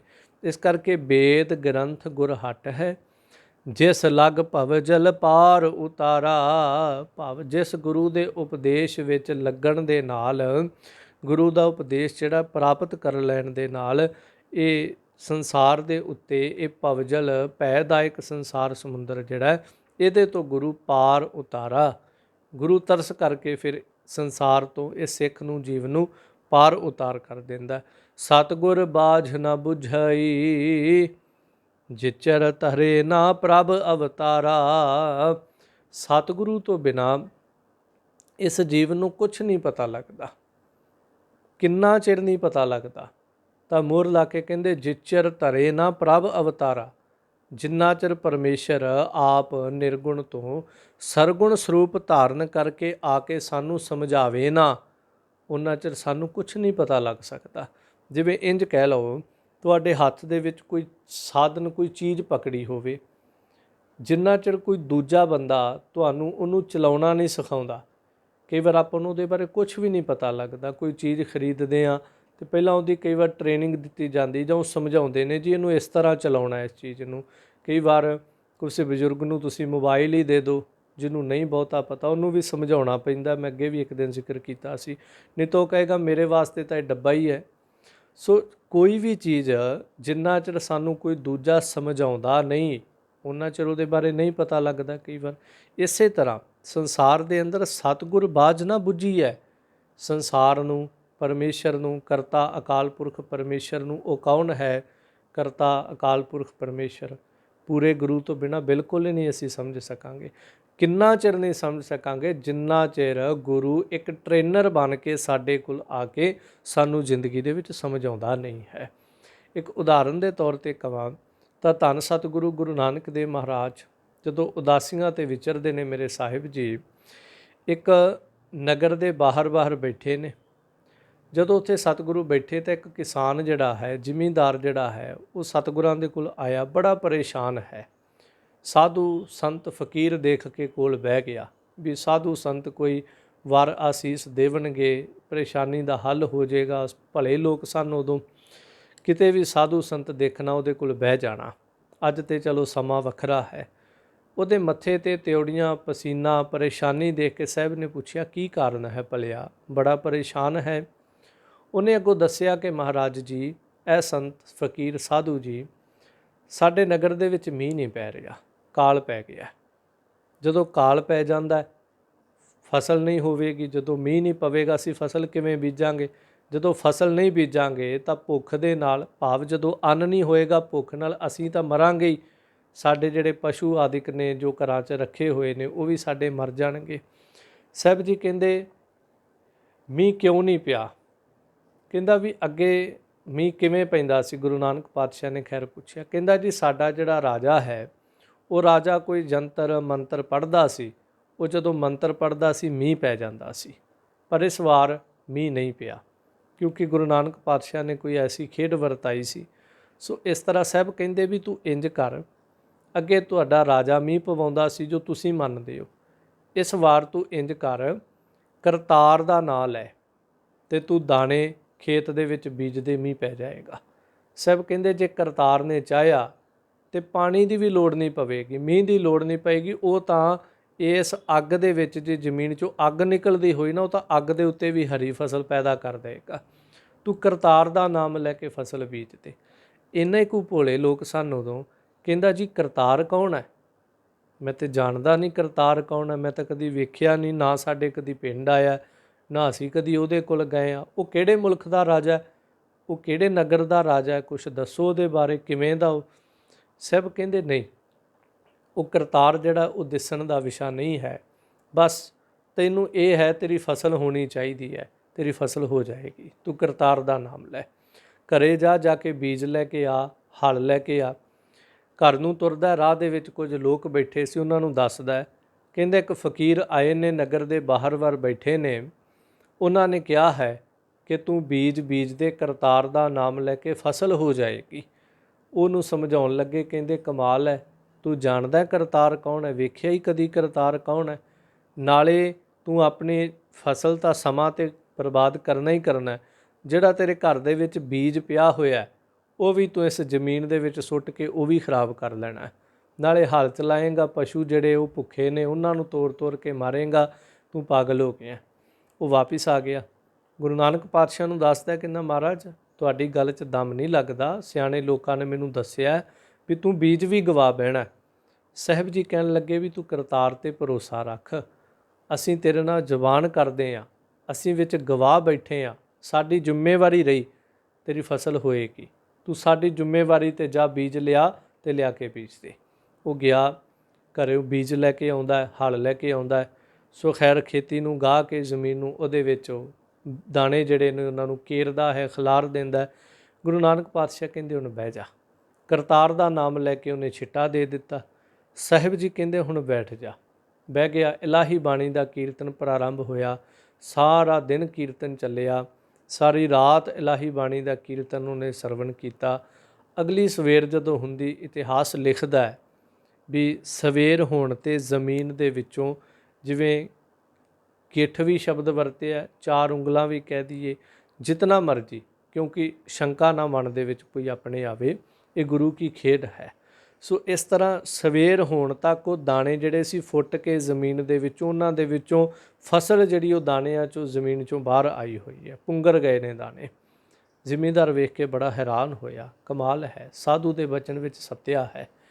ਘਰੇ ਗਿਆ, ਸਾਰੇ ਨਗਰ ਵਾਲਿਆਂ ਨੂੰ ਦੱਸਦਾ ਹੈ, ਤੁਸੀਂ ਕੱਲ੍ਹ ਮੈਨੂੰ ਟਿਚਰਾਂ ਕਰਦੇ ਸੀ, ਦੇਖੋ ਜਾ ਕੇ ਮੈਂ ਕੱਲ੍ਹ ਬੀਜ ਬੀਜਿਆ, ਜਿਹੜਾ ਪਾਣੀ ਮਿਲਣ 'ਤੇ ਕਈ ਦਿਨ ਨਹੀਂ ਉੱਗਦਾ, ਉਹ ਬਿਨਾਂ ਪਾਣੀ ਤੋਂ ਮੇਰੀ ਫਸਲ ਜਿਹੜੀ ਉਹ ਸਵੇਰ ਦਿਨ ਹੋਣ ਤੱਕ ਵੇਖੋ ਫਸਲ ਖੜੀ ਹੋਈ ਹੈ, ਫਸਲ ਆ ਗਈ ਜ਼ਮੀਨ ਦੇ ਵਿੱਚੋਂ ਬਾਹਰ, ਹਰੀ ਫਸਲ ਜਿਹੜੀ ਉਹ ਬਾਹਰ ਫੁੱਟ ਚੁੱਕੀ ਹੈ। ਲੋਕ ਆਏ ਨੇ, ਸਾਰਿਆਂ ਨੇ ਆ ਕੇ ਧੰਨ ਗੁਰੂ ਨਾਨਕ ਦੇਵ ਮਹਾਰਾਜ ਦੇ ਚਰਨ ਪਕੜੇ, ਬਾਬਾ ਸਾਡੇ 'ਤੇ ਵੀ ਕਿਰਪਾ ਕਰ, ਸਾਡੀਆਂ ਵੀ ਫਸਲਾਂ ਹੋ ਜਾਵਣ। ਗੁਰੂ ਨਾਨਕ ਪਾਤਸ਼ਾਹ ਨੇ ਬਚਨ ਕਿਹਾ, ਤੁਸੀਂ ਵੀ ਕਰਤਾਰ ਦਾ ਆਸਰਾ ਲਓ। ਉਹਨਾਂ ਵੀ ਸ਼ਬਦ ਕਿਹਾ, ਕਹਿੰਦੇ ਮਹਾਰਾਜ ਕਰਤਾਰ ਹੈ ਕੌਣ ਹੈ, ਦੱਸੋ ਤੇ ਸਹੀ ਕਰਤਾਰ ਕੌਣ ਹੈ। ਗੁਰੂ ਨਾਨਕ ਪਾਤਸ਼ਾਹ ਕਹਿੰਦੇ ਵੀ ਤੁਸੀਂ ਜਿਸ ਰਾਜੇ ਨੂੰ ਰਾਜਾ ਮੰਨਦੇ ਹੋ ਨਾ, ਜਿਹਨੂੰ ਕਹਿੰਦੇ ਉਹ ਮੰਤਰ ਪੜ੍ਹਦਾ ਮੀਂਹ ਪੈ ਜਾਂਦਾ, ਉਹਦੇ ਵੱਸ ਕੁਛ ਵੀ ਨਹੀਂ। ਉਹਦੇ ਵਸ ਛੱਡੋ, ਇਹ ਤਾਂ ਬੱਦਲਾਂ ਦੇ ਵੀ ਵਸ ਨਹੀਂ। ਇਸ ਮੇਘ ਹੈ ਹੱਥ ਕਿਛ ਨਾਹੇ, ਇਹ ਤਾਂ ਬੱਦਲਾਂ ਦੇ ਹੱਥ ਵੀ ਕੁਛ ਨਹੀਂ। ਮੀਂਹ ਤਾਂ ਕਰਤਾਰ ਕਰਤਾ ਅਕਾਲ ਪੁਰਖ ਪਾਉਂਦਾ ਹੈ। ਉਹ ਸਾਰੀਆਂ ਥਾਵਾਂ 'ਤੇ ਵਿਆਪਕ ਹੈ, ਸਰਬ ਸ਼ਕਤੀਮਾਨ ਹੈ। ਤੁਸੀਂ ਸਾਡੇ ਨਾਲ ਇੱਕ ਬਚਨ ਕਰੋ ਕਿ ਜਿਸ ਦਿਨ ਇਹ ਸਾਰੀ ਫਸਲ ਤੁਹਾਡੀ ਹੋ ਜਾਏ, ਤੁਸੀਂ ਕਰਤਾਰ ਨਾਲ ਜੁੜ ਜਾਣਾ, ਪਰਮੇਸ਼ਰ ਨਾਲ ਜੁੜ ਜਾਣਾ। ਤੁਸੀਂ ਇਸ ਨਗਰ ਵਿੱਚ ਧਰਮਸ਼ਾਲਾ ਬਣਾਉਣੀ। ਫਿਰ ਰਾਜੇ ਤੱਕ ਖਬਰ ਪਹੁੰਚਦੀ, ਜਦੋਂ ਕਹਿੰਦਾ ਮੈਂ ਇੰਨੇ ਮੰਤਰ ਪੜ੍ਹੇ, ਮੀਂਹ ਪਿਆ ਕਿਉਂ ਨਹੀਂ ਹਾਲੇ ਤੱਕ? ਪਤਾ ਲੱਗਾ ਨਗਰ 'ਚ ਇੱਕ ਸਾਧੂ ਆਏ ਨੇ। ਰਾਜਾ ਗੁਰੂ ਨਾਨਕ ਪਾਤਸ਼ਾਹ ਕੋਲ ਆਇਆ, ਉਹ ਵੀ ਸਾਹਿਬ ਦੇ ਚਰਨਾਂ 'ਤੇ ਡਿੱਗਾ, ਖਿਮਾ ਵੀ ਮੰਗੀ ਕਿ ਮੈਂ ਹੁਣ ਤੱਕ ਸਿਰਫ ਮੰਤਰ ਪੜ੍ਹ ਕੇ ਲੋਕਾਂ ਨੂੰ ਹਨੇਰੇ 'ਚ ਰੱਖਿਆ। ਸੋ ਭਾਵ ਗੁਰੂ ਨਾਨਕ ਪਾਤਸ਼ਾਹ ਨੇ ਉਹਨਾਂ ਨੂੰ ਵੀ ਉਪਦੇਸ਼ ਦਿੱਤਾ, ਧਰਮਸ਼ਾਲਾ ਬਣਾਓ, ਬਹਿ ਕੇ ਕਥਾ ਕਰੋ, ਕੀਰਤਨ ਕਰੋ, ਪਰਮੇਸ਼ਰ ਦਾ ਨਾਮ ਜਪੋ। ਸੋ ਇਸ ਤਰ੍ਹਾਂ ਕਰਤਾਰ ਦੇ ਨਾਲ ਉਹਨਾਂ ਦੀ ਸਾਂਝ ਪੈ ਗਈ। ਅਤੇ ਜੇ ਹੁਣ ਗੁਰੂ ਨਾਨਕ ਪਾਤਸ਼ਾਹ ਉੱਥੇ ਨਾ ਜਾਂਦੇ, ਸਾਰੀ ਜ਼ਿੰਦਗੀ ਉਹਨਾਂ ਰਾਜੇ ਦੇ ਆਸਰੇ ਰਹਿ ਜਾਣਾ ਸੀ ਕਿ ਰਾਜਾ ਮੰਤਰ ਪੜ੍ਹਦਾ, ਮੀਂਹ ਪੈ ਜਾਂਦਾ, ਰਾਜਾ ਮੰਤਰ ਪੜ੍ਹਦਾ, ਮੀਂਹ ਬੰਦ ਹੋ ਜਾਂਦਾ। ਪਰ ਸਾਹਿਬ ਨੇ ਸਮਝਾਇਆ ਰਾਜਿਆਂ ਦੇ ਹੱਥ 'ਚ ਕੁਛ ਨਹੀਂ ਹੁੰਦਾ। ਸੋ ਇਸ ਤਰ੍ਹਾਂ ਇੱਥੇ ਭਾਈ ਸਾਹਿਬ ਜੀ ਤਾਂ ਹੀ ਜ਼ਿਕਰ ਕਰਦੇ ਨੇ, ਸਤਿਗੁਰ ਬਾਝ ਨਾ ਬੁੱਝੀਐ। ਕਰਤਾਰ ਕੌਣ ਹੈ? ਪਰਮੇਸ਼ਰ ਕੌਣ ਹੈ? ਕਰਤਾ ਅਕਾਲ ਪੁਰਖ ਪਰਿਪੂਰਨ ਪਰਮਾਤਮਾ ਸਰਬ ਵਿਆਪਕ ਕੌਣ ਹੈ? ਉਹ ਪੂਰੇ ਗੁਰੂ ਤੋਂ ਬਿਨਾਂ ਜਾਣਿਆ ਨਹੀਂ ਜਾਂਦਾ। ਕਿੰਨਾ ਚਿਰ? ਜਿੰਨਾ ਚਿਰ ਪਰਮੇਸ਼ਰ ਆਪ ਨਿਰਗੁਣ ਤੋਂ ਸਰਗੁਣ ਸਰੂਪ ਗੁਰੂ ਨਾਨਕ ਪਾਤਸ਼ਾਹ ਦੇ ਰੂਪ ਵਿੱਚ ਆ ਕੇ, ਜਦ ਧੰਨ ਗੁਰੂ ਗ੍ਰੰਥ ਸਾਹਿਬ ਮਹਾਰਾਜ ਦੇ ਰੂਪ ਵਿੱਚ ਸਾਨੂੰ ਗੁਰੂ ਕੇ ਸਿੱਖਾਂ ਨੂੰ ਨਹੀਂ ਸਮਝ ਆਉਂਦਾ, ਉਹਨਾਂ ਚਿਰ ਨਹੀਂ ਸਮਝ ਆਉਂਦੀ। ਗੁਰ ਪਰਮੇਸ਼ਰ ਇੱਕ ਹੈ, ਸੱਚਾ ਸਾਹੋ ਜਗਤ ਵਣਜਾਰਾ। ਉਹ ਗੁਰੂ ਪਰਮੇਸ਼ਰ ਅਕਾਲ ਪੁਰਖ ਪਰਮੇਸ਼ਰ ਜਿਹੜਾ ਉਹ ਇੱਕੋ ਹੀ ਹੈ, ਉਹੀ ਇੱਕ ਸੱਚਾ ਸਾਹੋ ਹੈ। ਬਾਕੀ ਸਾਰਾ ਜਗਤ ਜਿਹੜਾ ਉਹ ਵਣਜਾਰਾ ਹੈ, ਵਣਜ ਕਰਨ ਵਾਲਾ ਹੈ। ਤਾਂ ਹੀ ਸਾਹਿਬ ਬਾਣੀ ਅੰਦਰ ਕਹਿੰਦੇ, ਵਣਜ ਕਰੋ ਵਣਜਾਰੇ ਹੋ, ਵਖਰ ਲਿਹੋ ਸੰਭਾਲ, ਤੈਸੀ ਵਸਤ ਵਿਸਾਹੀ ਹੈ, ਜੈਸੀ ਨਿਭ ਹੈ ਨਾਲ। ਸੋ ਆਪਾਂ ਸਾਰੇ ਵਣਜਾਰੇ ਹਾਂ, ਨਾਮ ਕੇ ਵਿਉਪਾਰੀ, ਹਰ ਕੇ ਨਾਮ ਕਿਉ ਵਿਉਪਾਰੀ, ਹੀਰਾ ਹੱਥ ਚੜ੍ਹਿਆ ਨਿਰਮੋਲਕ ਛੂਟ ਗਈ ਸੰਸਾਰੀ।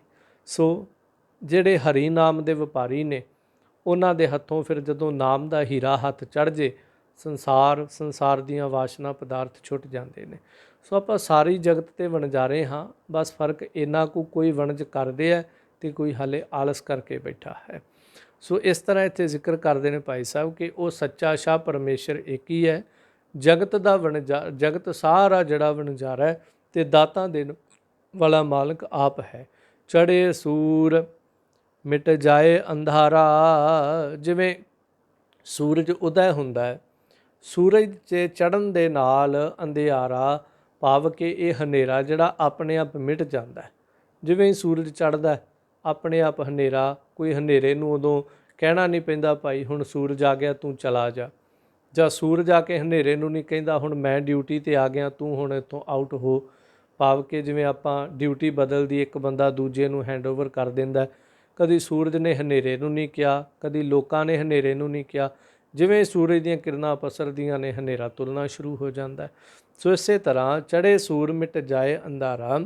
ਜਦੋਂ ਜ਼ਿੰਦਗੀ ਦੇ ਵਿੱਚ ਗੁਰੂ ਰੂਪ ਗਿਆਨ ਦਾ ਸੂਰਜ ਚੜ੍ਹਦਾ ਹੈ ਨਾ ਸਾਡੀ ਜ਼ਿੰਦਗੀ ਅੰਦਰ, ਸਿੱਖ ਦੀ ਜ਼ਿੰਦਗੀ 'ਚ, ਤਾਂ ਅਗਿਆਨਤਾ ਦਾ ਹਨੇਰਾ ਜਿਹੜਾ ਉਹ ਆਪਣੇ ਆਪ ਜ਼ਿੰਦਗੀ ਦੇ ਵਿੱਚੋਂ ਨੱਸ ਉੱਠਦਾ ਹੈ, ਆਪਣੇ ਆਪ ਜ਼ਿੰਦਗੀ 'ਚੋਂ ਚਲਾ ਜਾਂਦਾ ਹੈ।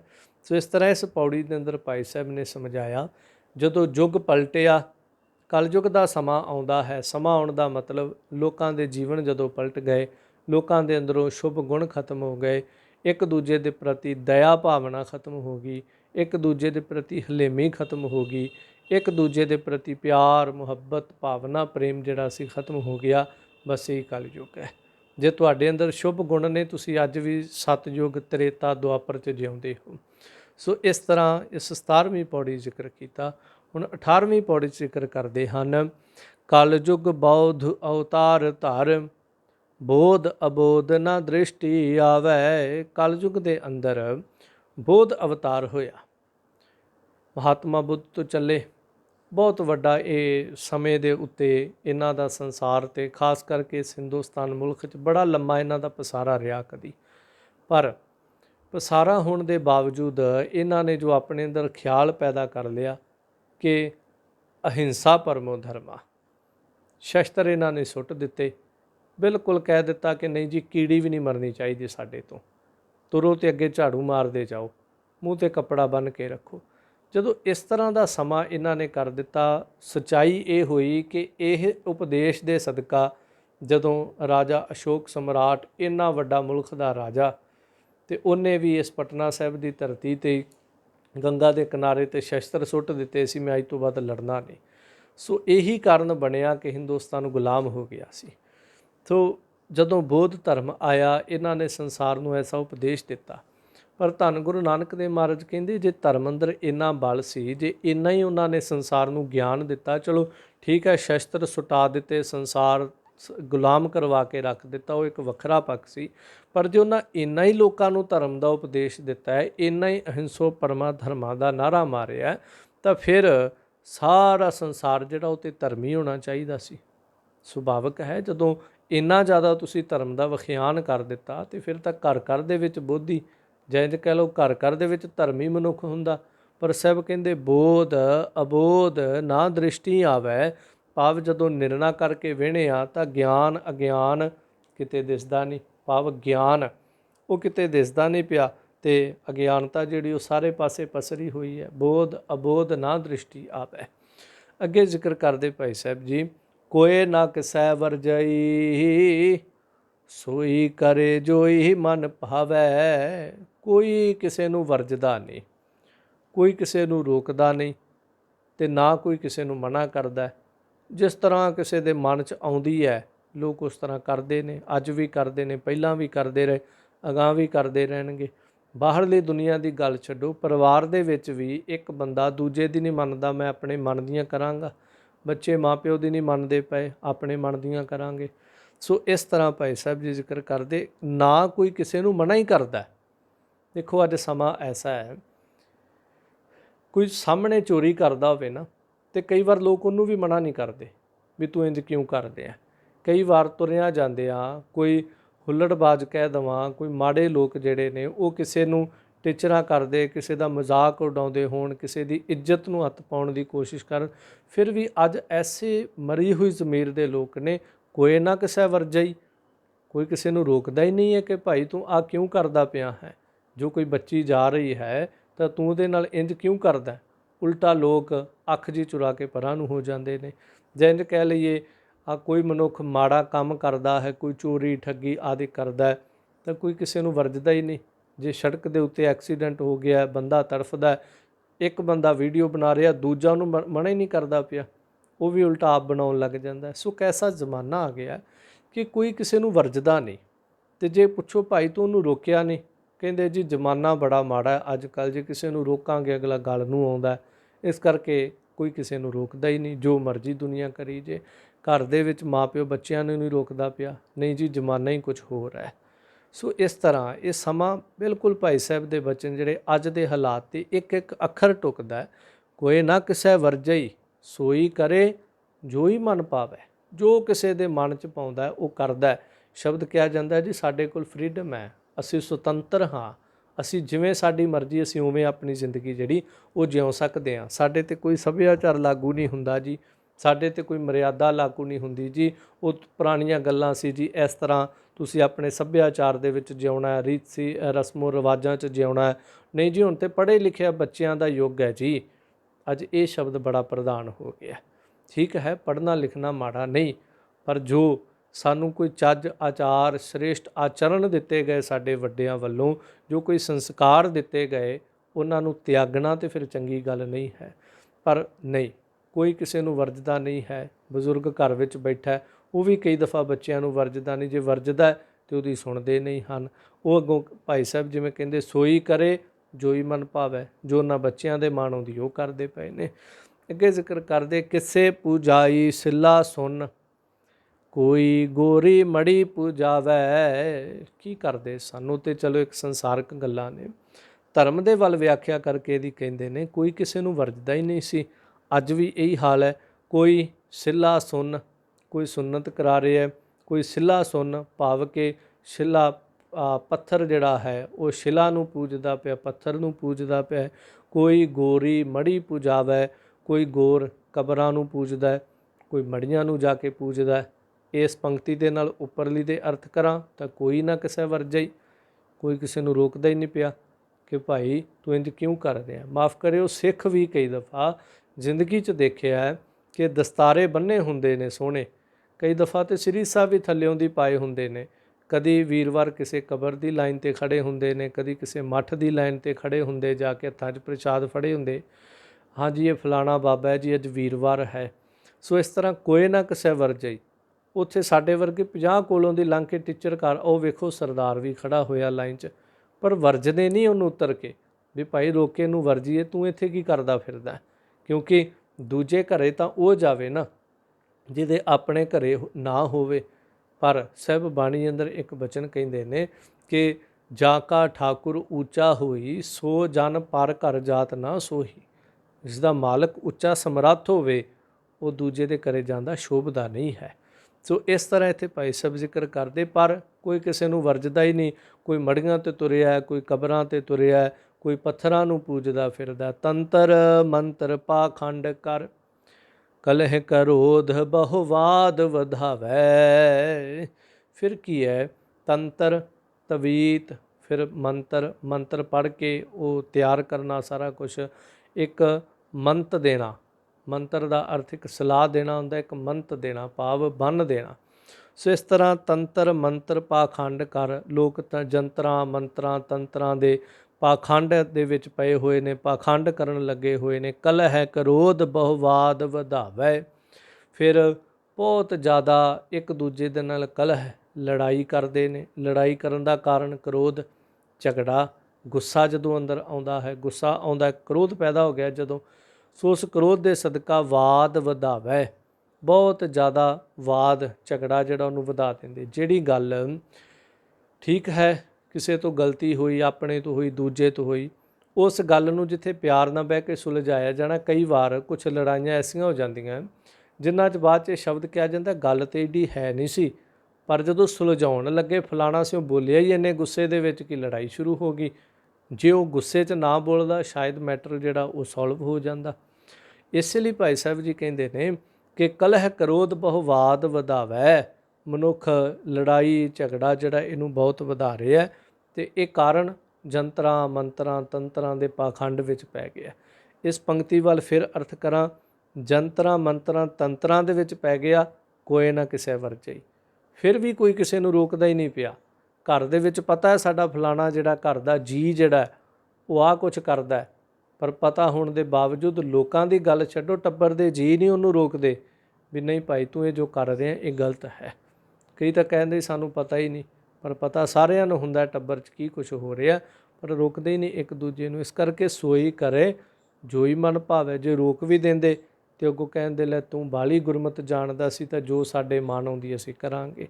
ਸੋ ਇਸ ਤਰ੍ਹਾਂ ਲੋਕ ਜੰਤਰ ਮੰਤਰ ਤੰਤਰ ਆਦਿਕਾਂ ਦੇ ਚੱਕਰ ਵਿੱਚ ਪੈ ਕੇ ਘਰਾਂ ਦੇ ਵਿੱਚ ਫਿਰ ਲੜਾਈਆਂ ਵੱਧਦੀਆਂ, ਜਦੋਂ ਇੱਕ ਰੋਕਦਾ ਦੂਜਾ ਰੁਕਦਾ ਨਹੀਂ ਹੈ। ਸੋ ਇਸ ਤਰ੍ਹਾਂ ਗੁੱਸਾ ਪੈਦਾ ਹੁੰਦਾ ਜਿਸ ਦੇ ਨਾਲ ਇਹ ਝਗੜੇ ਜਿਹੜੇ ਵੱਧ ਜਾਂਦੇ ਹਨ। ਆਪੋ ਤਾਪੀ ਹੋਏ ਕੈ, ਨਿਆਰੇ ਨਿਆਰੇ ਧਰਮ ਚਲਾਵੈ। ਮਨੁੱਖ ਜਿਹੜੇ ਨੇ ਆਪੋ ਤਾਪੀ, ਅੱਡੋ ਅੱਡ ਹੋ ਕਰਕੇ ਵੱਖਰੇ ਵੱਖਰੇ ਧਰਮ ਜਿਹੜੇ ਬੰਦਿਆਂ ਨੇ ਚਲਾਏ ਹੋਏ ਨੇ। ਬੌਧ ਧਰਮ ਤਾਂ ਚਲੋ ਉਦੋਂ ਸੀ, ਬੌਧ ਧਰਮ ਦੀ ਵੀ ਗੱਲ ਇੱਥੇ ਭਾਈ ਸਾਹਿਬ ਕਰਦੇ ਨੇ ਵੀ ਬੌਧ ਧਰਮ ਤੋਂ ਬਾਅਦ ਉਹਦੇ ਹੁੰਦਿਆਂ ਹੀ ਵੱਖੋ ਵੱਖ ਧਰਮ ਜਿਹੜੇ ਲੋਕਾਂ ਨੇ ਆਪੋ ਆਪਣੇ ਫਿਰਕੇ ਜਿਹੜੇ, ਕਿਹੜਾ ਐਸਾ ਧਰਮ ਹੈ ਜਿਹਦੇ 'ਚ ਫਿਰਕੇ ਨਹੀਂ ਹੈਗੇ। ਹਿੰਦੂ ਧਰਮ ਦੇ ਵਿੱਚ ਚਲੇ ਜਾਓ ਉਹਨਾਂ 'ਚ ਇੰਨੇ ਫਿਰਕੇ ਨੇ, ਮੁਸਲਮਾਨਾਂ ਚਲੇ ਜਾਓ ਸ਼ੇਖ ਸੁੰਨੀ ਸ਼ੀਆ, ਅਤੇ ਸਿੱਖ ਪੰਥ ਦੇ ਅੰਦਰ ਕਈ ਸੰਪਰਦਾਵਾਂ ਕਈ ਫਿਰਕੇ। ਹਾਲਾਂਕਿ ਸਾਰੇ ਗੁਰੂ ਨਾਨਕ ਦੇ ਬਾਗ ਦੇ ਫੁੱਲ ਨੇ, ਇਹਦੇ 'ਚ ਕੋਈ ਸ਼ੱਕ ਨਹੀਂ, ਬਗੀਚਾ ਸ਼ੋਭਦਾ ਹੀ ਤਾਂ ਜੋ ਉਹਦੇ 'ਚ ਭਾਂਤ ਭਾਂਤ ਦੇ ਫੁੱਲ ਹੋਣ, ਪਰ ਹੈਨ ਜ਼ਰੂਰ। ਸੋ ਇਸ ਤਰ੍ਹਾਂ ਕਰਕੇ ਨਿਆਰੇ ਨਿਆਰੇ ਧਰਮ ਚਲਾਵੇ। ਪਰ ਜਦੋਂ ਬੌਧ ਧਰਮ ਸੀ, ਬੋਧੀ ਧਰਮ ਸੀ ਸੰਸਾਰ 'ਤੇ, ਉਦੋਂ ਦੀ ਗੱਲ ਕਰਦੇ ਕਿ ਜੇ ਇੰਨਾ ਹੀ ਉਹਦਾ ਪਸਾਰਾ ਸੀ, ਇੰਨੇ ਉਹਦੇ ਸਿਧਾਂਤਾਂ ਦੇ ਵਿੱਚ ਵਜਨ ਸੀ, ਇੰਨੇ ਉਹਨਾਂ ਦੇ ਉਪਦੇਸ਼ ਦੇ ਵਿੱਚ ਬਲ ਸੀ, ਫਿਰ ਆ ਸੰਸਾਰ 'ਤੇ ਕਿਉਂ ਸਾਰਾ ਕੁਝ ਹੋਇਆ ਕਿ ਉਸ ਸਮੇਂ ਦੇ ਵਿੱਚ ਵੀ ਸਾਰੇ ਆਪੋ ਤਾਪੀ ਹੋਏ ਕੈ, ਨਿਆਰੇ ਨਿਆਰੇ ਧਰਮ ਚਲਾਵੇ। ਲੋਕਾਂ ਨੇ ਵੱਖੋ ਵੱਖ ਧਰਮ ਚਲਾਏ ਸੀ, ਸੰਪਰਦਾਵਾਂ ਉਹਨਾਂ 'ਚ ਵੀ ਬਣੀਆਂ ਸੀ, ਫਿਰਕੇ ਉਹਨਾਂ ਦੇ ਵਿੱਚ ਵੀ ਬਣੇ ਹੋਏ ਸੀ। ਜਿਹਨੂੰ ਮਾੜਾ ਜਿਹਾ ਕੁਛ ਵੱਧ ਮਰਿਆਦਾ ਜਾਂ ਗਿਆਨ ਹੋ ਜਾਂਦਾ ਸੀ ਉਹ ਆਪਣੀ ਲਹਿਰ ਤੋੜ ਕੇ ਬਹਿ ਜਾਂਦਾ ਸੀ, ਉਹ ਆਪਣਾ ਰਸਤਾ ਚੁਣ ਕੇ ਬਹਿ ਜਾਂਦਾ ਸੀ। ਤੋ ਕੋਈ ਪੂਜੈ ਚੰਦ ਸੂਰ, ਕੋਈ ਧਰਤ ਆਕਾਸ਼ ਮਨਾਵੈ। ਕੋਈ ਚੰਦਰਮਾ ਨੂੰ ਪੂਜਦਾ ਹੈ, ਕੋਈ ਸੂਰਜ ਨੂੰ ਪੂਜਦਾ ਹੈ, ਕੋਈ ਧਰਤੀ ਨੂੰ ਪੂਜਦਾ ਹੈ, ਕੋਈ ਆਕਾਸ਼ ਨੂੰ ਮਨਾਉਂਦਾ ਫਿਰਦਾ ਹੈ, ਕੋਈ ਧਰਤੀ ਨੂੰ ਮਨਾਉਂਦਾ ਫਿਰਦਾ, ਧਰਤੀ ਨਾ ਰੁੱਸ ਜਾਏ ਸਾਡੇ ਨਾਲ, ਸਾਡੀ ਖੇਤੀ ਨਹੀਂ ਹੋਏਗੀ। ਸੋ ਕਈ ਖੇਤੀ ਕਰਨ ਲੱਗਿਆਂ ਧਰਤੀ ਨੂੰ ਪੂਜਦੇ ਨੇ, ਕੋਈ ਘਰ ਬਣਾਉਣ ਲੱਗਿਆਂ ਜ਼ਮੀਨ ਦੀ ਪੂਜਾ ਕਰੀ ਜਾਂਦਾ, ਕੋਈ ਅਸਥਾਨ ਖੜਾ ਕਰਨ ਲੱਗਿਆਂ ਉਹ ਜ਼ਮੀਨ ਦੀ ਪੂਜਾ ਕਰੀ ਜਾਂਦਾ, ਇਹਦੀ ਧਰਤੀ ਸੁੱਤੀ ਹੋਈ ਹੈ। ਇਸ ਤਰ੍ਹਾਂ ਵੀ ਵੇਖਿਆ ਜਾਂਦਾ ਹੈ। ਐਸੇ ਵਹਿਮ ਦੁਨੀਆ ਦੇ ਵਿੱਚ ਕਿ ਨਹੀਂ ਜੀ ਆ ਫਲਾਣੇ ਦਿਨ ਮਿੱਟੀ ਨਹੀਂ ਪੁੱਟੀ ਦੀ, ਨੀਂਹ ਨਹੀਂ ਪੁੱਟੀ ਦੀ, ਕਿਉਂ ਜੀ ਧਰਤੀ ਸੁੱਤੀ ਪਈ ਹੈ। ਅਤੇ ਜੇ ਧਰਤੀ ਸੁੱਤੀ ਤਾਂ ਕਿਸਾਨ ਤਾਂ ਦਿਨ ਰਾਤ ਜਿਹੜਾ ਉਹ ਹਲ ਵਾਹੁੰਦਾ ਫਿਰਦਾ, ਫਿਰ ਉਹਨੂੰ ਕਿਉਂ ਨਹੀਂ ਕੁਛ ਕਹਿ ਰਹੀ। ਸੋ ਇਸ ਤਰ੍ਹਾਂ ਇਹ ਕੈਸੇ ਕੈਸੇ ਮਨੁੱਖ ਦੇ ਅੰਦਰ ਭਰਮ ਸਨ। ਤਾਂ ਭਾਈ ਸਾਹਿਬ ਕਹਿੰਦੇ ਕੋਈ ਚੰਦਰਮਾ ਨੂੰ ਪੂਜਦਾ ਹੈ, ਕੋਈ ਸੂਰਜ ਨੂੰ ਪੂਜਦਾ ਹੈ, ਕੋਈ ਧਰਤੀ ਨੂੰ, ਕੋਈ ਆਕਾਸ਼ ਨੂੰ ਮਨਾਉਂਦਾ ਫਿਰਦਾ। ਪੌਣ ਪਾਣੀ ਬੈ ਸੰਤਰੋ ਧਰਮ ਰਾਜ ਕੋਈ ਤ੍ਰਿਪਤਾਵੈ। ਕੋਈ ਪੌਣ ਦੇਵਤਾ ਮੰਨ ਕੇ, ਫਿਰ ਕੋਈ ਅਗਨੀ ਦੇਵਤਾ ਬੈ ਸੰਤਰੋ, ਫਿਰ ਕੋਈ ਪਾਣੀ ਨੂੰ ਦੇਵਤਾ ਮੰਨੀ ਬੈਠਾ। ਸੋ ਇਸ ਤਰ੍ਹਾਂ ਇਹਨਾਂ ਦੀ ਪੂਜਾ ਤੇ ਕਰਦੇ ਹੀ ਕਰਦੇ ਕਈ ਧਰਮ ਰਾਜ ਨੂੰ ਤ੍ਰਿਪਤ ਕਰਦੇ ਫਿਰਦੇ ਨੇ, ਧਰਮ ਰਾਜ ਦੀਆਂ ਮੂਰਤੀਆਂ ਬਣਾ ਕੇ ਪੂਜਾ ਕਰਦੇ ਨੇ। ਇਹਦਾ ਕੀ ਕਾਰਨ? ਸਭ ਤੋਂ ਵੱਡਾ ਕਾਰਨ ਹੀ ਇਹ ਪਤਾ ਬੰਦੇ ਨੂੰ ਜੋ ਅਸੀਂ ਕਰ ਰਹੇ ਹਾਂ, ਜਿਸ ਦਿਨ ਮਰੇ ਲੇਖਾ ਤੇ ਧਰਮ ਰਾਜ ਨਹੀਂ ਸਾਡਾ ਕਰਨਾ। ਸੋ ਕਿਉਂ ਨਾ ਇਹਦੀ ਚੰਗੀ ਰੱਜ ਕੇ ਪੂਜਾ ਕਰੋ, ਇਹਨੂੰ ਚੰਗਾ ਦਾਨ ਦਿਓ, ਚੰਗੀਆਂ ਭੇਟਾਵਾਂ ਦਿਓ, ਤਾਂ ਕਿ ਜਦੋਂ ਅਸੀਂ ਉੱਤੇ ਜਾਈਏ ਤੇ ਜਿਵੇਂ ਅੱਜ ਕੱਲ੍ਹ ਜਿਹੜਾ ਬਾਹਲੀ ਚਾਕਰੀ ਕਰਦਾ ਅਤੇ ਉਹਨੂੰ ਬਾਹਲਾ ਲੋਕ ਜਿਹੜੇ ਨੇ ਉਹ ਜਿਹਦੀ ਚਾਕਰੀ ਕਰਦਾ ਉਹ ਉਹਦਾ ਪੱਖ ਲੈਂਦਾ ਹੈ।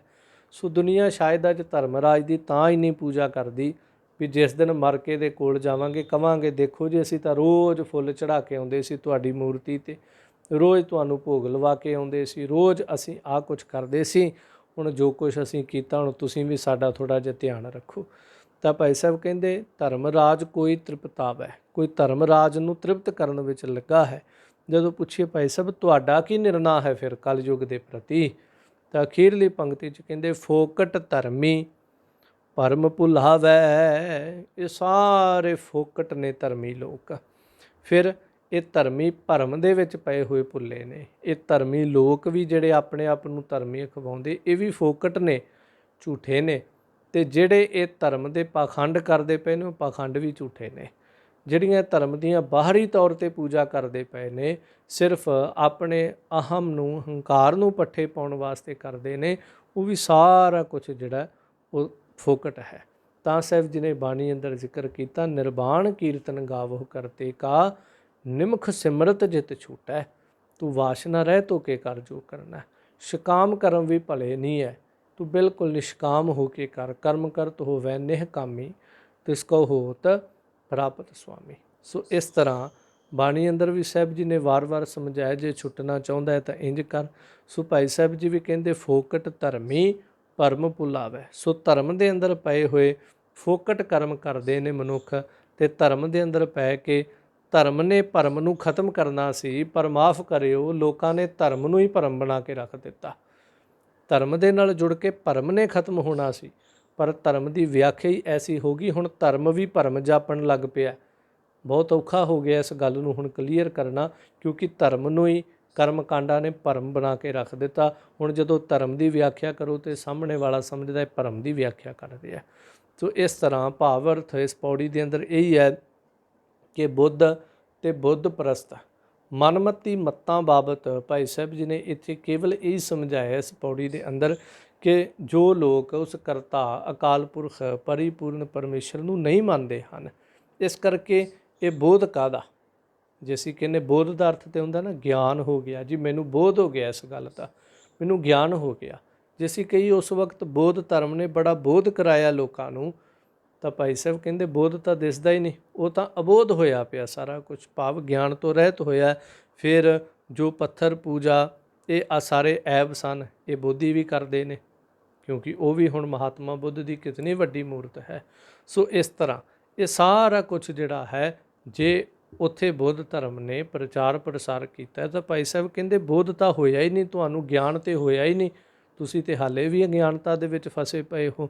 ਸੋ ਇਹ ਕੋਈ ਸੂਰਜ ਨੂੰ ਪੂਜਣ ਵਾਲਾ ਹੈ, ਕੋਈ ਚੰਦਰਮਾ ਨੂੰ ਪੂਜਣ ਵਾਲਾ ਹੈ, ਇਸ ਤਰ੍ਹਾਂ ਸਾਰਾ ਸੰਸਾਰ ਜਿਹੜਾ ਗਿਲਾਨੀ ਰੂਪ ਦਿਖਾ ਰਿਹਾ, ਇੱਕ ਦੂਜੇ ਦੇ ਨਾਲ ਈਰਖਾ ਭਾਵ ਦਾ ਰੂਪ ਦਿਖਾ ਰਿਹਾ। ਸੋ ਇਸ ਤਰ੍ਹਾਂ ਪਹਿਲਾਂ ਇਹ ਸਾਰੇ ਉਹ ਮਤ ਦੱਸੇ ਨੇ ਭਾਈ ਸਾਹਿਬ ਜੀ ਨੇ ਜੋ ਵਾਹਿਗੁਰੂ ਤੋਂ ਨਾਸਤਿਕ ਹਨ, ਪਰਮੇਸ਼ਰ ਤੋਂ ਨਾਸਤਿਕ ਹਨ ਜਾਂ ਜੜ ਪੂਜਿਆ ਹਨ। ਨਾਸਤਿਕ ਹਨ ਜਾਂ ਦੂਜਾ ਪੱਖ ਹੈ ਜੜ ਨੂੰ ਪੂਜਦੇ ਪਏ ਨੇ, ਭਾਵ ਕਿ ਜੜ ਦਾ ਮਤਲਬ ਉਹ ਜੜ ਨਹੀਂ ਜਿਵੇਂ ਰੁੱਖ ਦੀ ਜੜ ਹੈ। ਪਰਮਾਤਮਾ ਤੇ ਸਾਰੇ ਸੰਸਾਰ ਦੀ ਜੜ ਹੈ, ਉਸ ਅਰਥ ਨਹੀਂ। ਜਿਹੜੀਆਂ ਜੜ ਚੀਜ਼ਾਂ ਹਨ, ਜਿਸ ਤਰ੍ਹਾਂ ਪੱਥਰ ਹੋ ਗਿਆ, ਰੁੱਖ ਹੋ ਗਿਆ, ਪਰਬਤ ਹੋ ਗਏ, ਇਹ ਜੜ ਵਸਤੂਆਂ ਹਨ। ਮਨੁੱਖ ਇਹਨਾਂ ਜੜ ਵਸਤੂਆਂ ਨੂੰ ਪੂਜਦਾ ਪਿਆ ਹੈ। ਸੋ ਇਸ ਤਰ੍ਹਾਂ ਭਾਈ ਸਾਹਿਬ ਅੱਗੇ ਵੀ ਜ਼ਿਕਰ ਕਰਨਗੇ ਕਿ ਭਿੱਖੂ ਨਿਰਣੈ ਦੇ ਅੰਦਰ ਕੀ ਕੁਝ ਹੋਇਆ, ਪਰ ਇੱਥੇ ਸਮਾਂ ਸੰਪੰਨ ਹੈ। ਸੋ 2 ਪੌੜੀਆਂ ਆਪਾਂ ਸਰਵਣ ਕੀਤੀਆਂ। ਗਰੀਬ ਨਵਾਜ ਸ਼ਹਿਨਸ਼ਾਹ ਪਾਤਸ਼ਾਹ ਕਿਰਪਾ ਕਰਨ, ਕਿਉਂਕਿ ਭਾਈ ਸਾਹਿਬ ਜੀ ਦੀ ਇਹ ਪਾਵਨ ਰਚਨਾ ਦੇ ਨਾਲ ਗੁਰੂ ਕੀ ਬਾਣੀ ਦਾ ਅਥਾਹ ਗਿਆਨ ਜਿਹੜਾ ਹੈ ਵਿਆਖਿਆ ਰੂਪ ਦੇ ਵਿੱਚ ਸਾਨੂੰ ਪ੍ਰਾਪਤ ਹੁੰਦਾ ਹੈ। ਸੋ ਜਿਵੇਂ ਜਿਵੇਂ ਆਪਾਂ ਅੱਗੇ ਸਰਵਣ ਕਰਾਂਗੇ, ਅਗਲੀ ਪੌੜੀ ਦੇ ਅੰਦਰ ਭਾਈ ਸਾਹਿਬ ਜੀ ਫਿਰ ਅਗਲੀਆਂ ਵਾਰਾਂ ਦੇ ਅੰਦਰ ਗੁਰਸਿੱਖਾਂ ਦੇ ਜੀਵਨ, ਗੁਰਸਿੱਖਾਂ ਦੀ ਦਿਨਚਰਿਆ, ਗੁਰਸਿੱਖਾਂ ਦੇ ਅੰਦਰ ਪ੍ਰੇਮਾ ਭਗਤੀ ਕਿਸ ਤਰ੍ਹਾਂ ਦੀ ਹੋਵੇ, ਗੁਰੂ ਨਾਲ ਕਿਸ ਤਰ੍ਹਾਂ ਪਿਆਰ ਕਰਦੇ ਸਨ ਪੁਰਾਤਨ ਸਿੱਖ ਜਿਹੜੇ ਸੀ। ਫਿਰ ਕੁਝ ਸਾਡੇ ਵਰਗੇ ਸਨ ਜੋ ਗੁਰੂ ਦੀ ਨਿੰਦਿਆ ਕਰ ਲੈਂਦੇ ਸਨ, ਜਾਂ ਕਹ ਲਓ ਗੁਰੂ ਤੋਂ ਟੁੱਟੇ ਹੋਏ ਸਨ। ਉਹਨਾਂ ਸਾਰਿਆਂ ਦਾ ਜ਼ਿਕਰ ਬੜੇ ਵਿਸਥਾਰ ਨਾਲ ਭਾਈ ਸਾਹਿਬ ਜੀ ਕਰਨਗੇ। ਤਾਂ ਹੀ ਗੁਰੂ ਅਰਜਨ ਦੇਵ ਪਾਤਸ਼ਾਹ ਜੀ ਨੇ ਐਸਾ ਸਿੱਖੀ ਸਿਦਕ ਦੇਖ ਕੇ, ਐਸੀ ਮਹਾਨ ਰਚਨਾ ਦੇਖ ਕੇ ਇਸ ਪਾਵਨ ਰਚਨਾ ਨੂੰ ਬਾਣੀ ਦੀ ਕੁੰਜੀ ਦਾ ਵਰ ਦਿੱਤਾ ਸੀ। ਕਿਉਂਕਿ ਭਾਈ ਸਾਹਿਬ ਦੇ ਜੀਵਨ ਵਿੱਚ ਵੀ ਜਦੋਂ ਦੇਖਦੇ ਹਾਂ, ਬਹੁਤ ਬਾਣੀ ਦਾ ਪ੍ਰਚਾਰ ਅਤੇ ਪ੍ਰਸਾਰ ਕੀਤਾ। ਇੱਕ ਇੱਕ ਸ਼ਬਦ ਨੂੰ ਜ਼ਿੰਦਗੀ ਦੇ ਵਿੱਚ ਕਮਾਇਆ ਭਾਈ ਸਾਹਿਬ ਨੇ। ਜਿਵੇਂ ਜਿਵੇਂ ਉਹਨਾਂ ਦਾ ਜੀਵਨ ਵੀ ਆਪਾਂ ਅਗਾਂਹ ਚੱਲ ਕੇ ਵਾਰਾਂ ਵਿੱਚ ਵੀ ਆਏਗਾ। ਸੋ ਖੈਰ ਉਦੋਂ ਵੀ ਜ਼ਿਕਰ ਕਰਾਂਗੇ, ਸਮੇਂ ਸਮੇਂ 'ਤੇ ਭਾਈ ਸਾਹਿਬ ਦਾ ਜੀਵਨ ਵੀ ਆਪਾਂ ਜ਼ਿਕਰ ਕਰਾਂਗੇ। ਸੋ ਇਹ ਬੇਨਤੀ ਆਪਾਂ ਲਗਾਤਾਰ ਇਹ ਪਾਵਨ ਵਾਰਾਂ ਜਿਹੜੀਆਂ ਸਰਵਣ ਕਰਦੇ ਰਹਿਣਾ। ਅਗਲੀ ਪੌੜੀ ਆਪਾਂ ਅਗਲੇ ਦੀਵਾਨ ਸਰਵਣ ਕਰਾਂਗੇ। ਭੁੱਲਾਂ ਦੀ ਖਿਮਾ, ਸਹਿਬ ਸਮੱਤ ਦੀ ਦਾਤ ਬਖਸ਼ ਨਿਵਾਜਣਾ ਕਰਨ।